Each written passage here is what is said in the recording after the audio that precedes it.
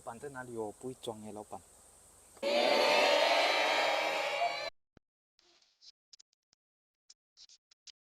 OK，大家好，我是 KCL 多少尊。OK，今天也是来了蛮多辆车一下，有就是预备的做 ABS 的 service 的来安装 CVT cooler 的，然后还有就是来维修 fuel pump 的咯。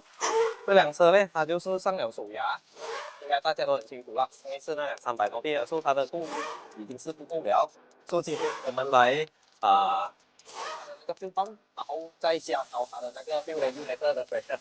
我们现在已经是把那个 fuel pump 换好了，换买它的那个 fuel filter，已经换买它的那个 fuel regulator 了，这个是旧的啦。OK，这套是新的啦，原装的完全软内罢了的。